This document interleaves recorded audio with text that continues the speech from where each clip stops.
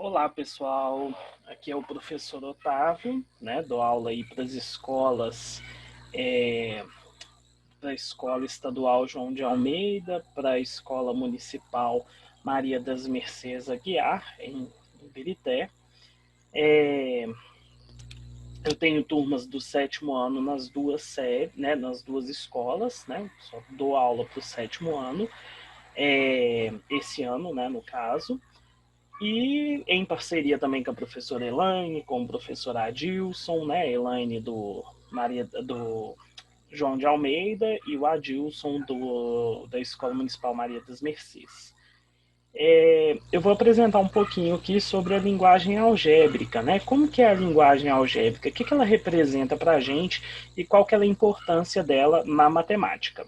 Então, vejamos, né? Vou apresentar um arquivo aqui para vocês. Só um minuto. Cadê? Aqui. Bom, primeiramente aí, né, como eu falei, linguagem algébrica, eu estou gravando esse vídeo no dia 16 de setembro. Quando vocês eram crianças, né, estavam lá de primeiro ao quinto, normalmente no primeiro, segundo ano, vocês aprenderam mais ou menos com a noção de quantidade e como era contar as coisas. A ideia é mais ou menos a mesma, porém mais sofisticada, ou seja, com mais detalhes e também, consequentemente, com mais operações. Então a ideia era o seguinte: quando você tinha uma laranja, como aqui representado, e você queria somar com demais laranjas, né? Então você tinha uma e aqui você tinha duas laranjas. Você vinha e descobria a resposta que seria três laranjas. A mesma coisa aqui, né? Você tinha duas laranjas, com mais duas laranjas, tinham quatro laranjas. E aqui, três laranjas, com duas laranjas, a gente teria cinco laranjas, né? E aí você pode observar que você pode contar, né? Que tem cinco. Uma, duas, três, quatro, cinco. E aqui tem três laranjas com mais três laranjas, totalizando seis laranjas, tá? Então a adição algébrica vai ser uma coisa mais ou menos assim, só que a gente não vai usar laranja, a gente não vai usar as figuras, a gente vai usar as letras, né? Letras. Desculpem a letra também aqui, a grafia, mas é porque escrever nessas mesas digitais ainda não é meu forte. Minha letra ainda não sai boa, mas vocês conhecem minha letra não é de tudo muito ruim, tá? Então, continuando aqui, né, que foi só uma introdução mesmo, a gente vai pensar no perímetro das figuras planas. O que é perímetro? Primeiramente, perímetro é a soma de todos os lados. Todos os lados. Então, quando você quer calcular o perímetro desse retângulo, então, ao calcular o perímetro desse retângulo, o que você vai fazer? Que P representa o perímetro, né? Na verdade, a gente costuma representar também perímetro como 2P, né? E P sendo semiperímetro. Semiperímetro seria metade do perímetro. Mas para a gente aqui, para não ter dúvidas, nós vamos sempre representar com a letra P.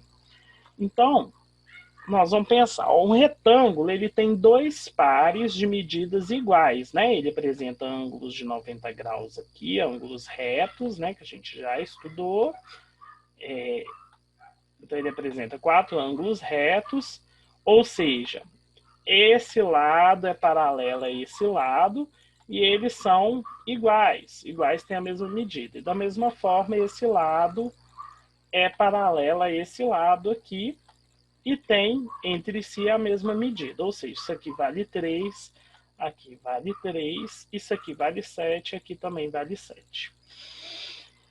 Então a soma dos lados seria, né, 3 mais 3 mais 7 mais 7. Então, o resultado dá 20. Então, o perímetro desse retângulo é 20. E como seria, né? A pergunta é, como seria para poder usar, né, fazer o cálculo do perímetro quando não fosse apresentado os valores dos lados, né? Então, como que seria esse cálculo? Esse cálculo seria pelas letras, né? Então, da mesma forma, a gente vai ter ângulos retos, né, nos 4 cantinhos aqui, né, desenhar os ângulos retos. Aí, por definição, esse de baixo é y, então esse de cima tem que ser y, porque são 2 pares de lados iguais. E se um é x, o outro também é x. Para calcular o perímetro, a gente vai ter que fazer o seguinte. Nós vamos ter que somar x, começando aqui, x mais y mais x mais y. X mais y mais x mais y. Então, como que seria isso? Seria a mesma ideia de contar. Você vai literalmente contar quanto x tem. Tem 2x. Então, 2x é uma das partes do perímetro. E quantos y tem? 2y. Por que eu não posso misturar x com y? Se eu te perguntar assim, quantas laranjas, né? Imagina que você tem um tanto de figura, um tanto de laranja, e um tanto de, sei lá, abacaxi. Aí eu te pergunto, quantas laranjas tem? Aí você vai contar apenas os valores das laranjas. Se eu te perguntar quantos abacaxis tem, você vai contar apenas o valor dos abacaxis. Né? Você não mistura laranja com abacaxi. Né? Porque laranja é laranja, abacaxi é abacaxi. Aqui a regra é a mesma. Quando a gente está somando ou subtraindo, a gente só pode somar coisas que têm x, né? E coisas que têm y. Né? Apenas x e apenas y. A gente não mistura x, coisas que têm x, com coisas que têm y. Tá? Na adição e subtração não misturamos. Tá ok? Então, por isso que aqui eu representei, contei quantos x tinham e quantos y tinham. Não pode misturar, tá? Tem gente que vai falar que é 4xy. Isso é errado. 4xy talvez seria uma mistura de laranja com abacaxi. Seria uma fruta mutante. Mas não é esse a resposta, tá? Isso aqui tá errado e muito errado mesmo. A gente não mistura a partir de somas e subtrações, torno a dizer que isso é importante, mas para o que vocês precisam conhecer até o momento é só adição e subtração, ou seja, contas de mais e contas de menos. E aí a gente não mistura valores de x com valores de y. Ok?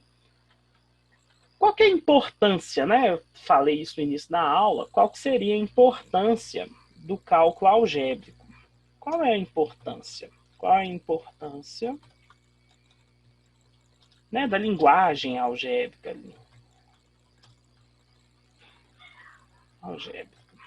Então, gente, a importância é que essa é a linguagem que vai definir todos os programas que a gente vai ter no meio da comunicação, né? Então, por exemplo, para quem tem pai e mãe que trabalha um tipo de escritório, provavelmente faz algum tipo de conta em relação a isso, ou cálculo de salário, né? Então, vamos dar um exemplo aqui, ó. Uma pessoa recebe R$ 30 por dia, mais R$ 5 por produto vendido. Essa pessoa vende pela internet um determinado produto, pode ser um produto para limpar carro e tal, né? Então, quanto ganha essa pessoa se ela vendeu 15 produtos no dia? Então, quanto ganha essa pessoa se ela vendeu 15 produtos no dia, né? A ideia seria a gente fazer aí, que é R$ 30 fixo, mais 15 vezes 5, né? Isso aí. Então, a gente vai fazer aí, primeiro, a multiplicação, como a gente já viu, 15 vezes 5 dá 75, e 30 mais 75 dá R$ 105. Então, nesse dia, essa pessoa recebeu R$ 105. Né? Esses R$ 5 que ela recebeu aqui, a gente chama de comissão, e R$ 30 é o valor fixo.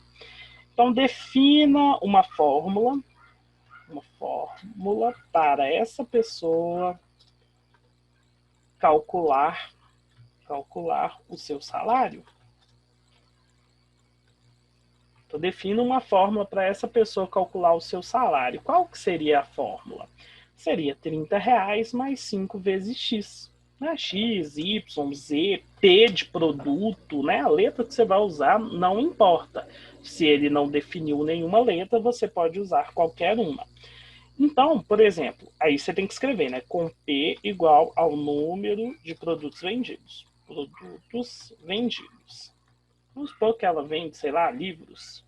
Né? Trabalha em casa, vende pelo Instagram, que é inclusive uma moda agora, uma forma de empreender.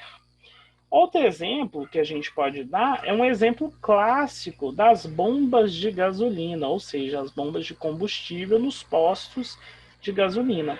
Então, por exemplo, ó, o valor do litro do etanol é R$ 2,70. Determine uma fórmula que calcula o valor a pagar. Aí a gente pode colocar aqui que o valor a pagar, o valor V, é igual ao quê? 2,70 vezes L, né? Por exemplo. Pode usar qualquer letra, né? Onde V é o valor e L é a quantidade de litros, tá? Então, assim, vocês definem, né? A forma que vocês vão fazer é definição sua. E aí, a atividade que nós temos, né, que o estado chama PET, lá para Ibirité a gente manda o conteúdo semanal, né, as atividades que os meninos pegam na segunda-feira. Bom, não sei se vou tentar aumentar um pouco aqui. Então, a ilustração abaixo apresenta um retângulo e um triângulo equilátero, cujas medidas do comprimento, dos comprimentos, né, de seus lados estão indicados nas figuras, em função de um parâmetro x, ou seja, em função de x. Aí ele pede para você calcular a soma do perímetro. Então, perímetro 1, né, perímetro, vou fazer pesão. Pronto.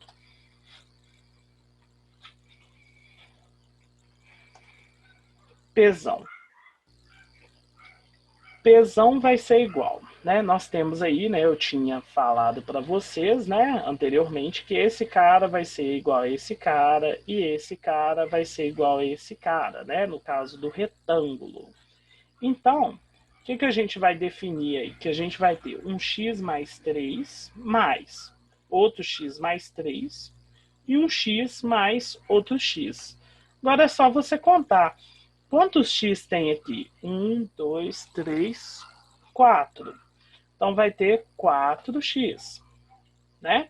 E 3 mais 3 é normal, né? A gente sabe que é 6. Pronto, já defini qual que é o perímetro do retângulo, né? Vou colocar aqui retângulo. Vou colocar só a abreviação, para a gente não precisar ficar escrevendo toda hora, fazer uma setinha aqui. E do triângulo, vou deixar assim, nós vamos fazer que o perímetro dele vai ser quanto? Um triângulo equilátero é aquele que tem todas as medidas iguais. Então, tudo vale 2x. Então, o que você vai fazer? 2x mais 2x mais 2x é igual a... Então, vamos lá. 2x mais 2x mais 2x. É a mesma coisa de somar. 2 laranjas mais 2 laranjas mais 2 laranjas. Você não gosta de laranja? Usa morango. 2 morangos mais 2 morangos mais 2 morangos. Dá 6 morangos. Tá? E aí, morango é o x, né? É só uma formalização. Porque imagina, como é que você faria uma conta desenhando morangos? Né? Não ia dar certo, né? A gente nem sabe desenhar um morango. Pelo menos eu não sei. Bom, deixa eu só apagar isso aqui. Pronto. Depois nós vamos ter aí, ó, de acordo com as medidas, né, ele fala, observe abaixo um quadrado cujo lado mede 7. O quadrado tem todos os lados iguais. De acordo com as medidas indicadas, uma expressão que representa a fração desse quadrado que está colorida de azul é igual a... Então, ou seja, toda fração, uma fração, vou até fazer mais bonitinho aqui. Deixa eu tentar ver se eu consigo aqui. Vai ser uma fração, vai ser a parte pelo todo. Ou seja, se é a parte pelo todo, ou seja, a parte colorida, pelo todo, que é 7. Então, a fração é x sobre 7. Você não poderia, né, que 7x, aqui cabe 7 partes de x, não tem lógica na letra A.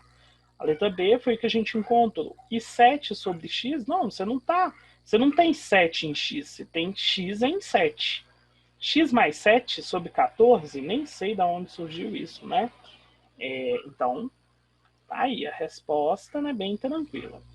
A professora Rafaela escreveu no quadro o seguinte: aumentando-se um número 5 unidades, e em seguida duplique-se a quantidade obtida. Então, só um minutinho. Só... Meu telefone está chamando no meio da correção. Já desliguei. Então, no item 1, né?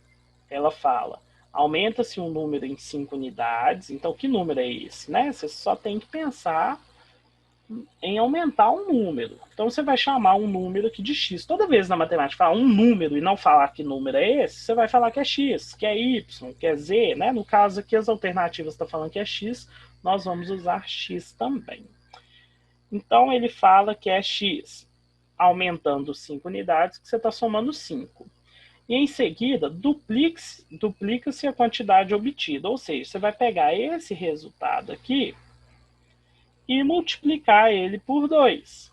Então, né, nós já eliminamos aí a alternativa B e a alternativa C. Por que não poderia ser a alternativa B? Por quê? Você fez aqui 2x, mas só somou 5, né? Tinha que somar 10, aí daria certo. Porque você tem que duplicar todo o número, tá? E em seguida, né, no número 2 aí, o que ela fez?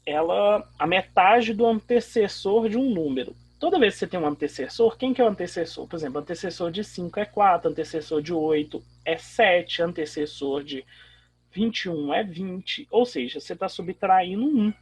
Então, qualquer número, como é que representa o antecessor de um número? X menos 1. E está falando da metade dele. A metade é dividir ele por 2. Então, toda vez que você tem uma metade, você vai dividir por 2. Como a gente já sabe, uma divisão, uma fração é uma divisão. Então, é x menos 1 sobre 2. Então, a resposta correta aí é a letra A. Né? A gente marcaria a letra A como sendo a resposta correta. Bom, o professor de Felipe ditou a frase abaixo: subtrair 3 anos do triplo da idade de Rodrigo é igual a adicionar 5 anos ao dobro da idade dele. Então, como que faz isso? É só você ler e escrever matematicamente. Então, você vai ler português, entre aspas, e vai escrever matemática. Então, vamos lá. 3x. Aqui as alternativas, né? Então, nós vamos subtrair 3 anos do triplo da idade de Rodrigo. Então, o triplo pode ser representado como 3x. 3x menos 3 é subtrair 3 do triplo da idade. É igual a adicionar, né? E você coloca o sinal de igual, porque ele falou que é igual a adicionar 5 anos ao dobro da idade dele. Então, o dobro é 2x somados com 5 anos. Tá? Isso aí para a gente vai representar a letra A também, né? Apenas ela, né?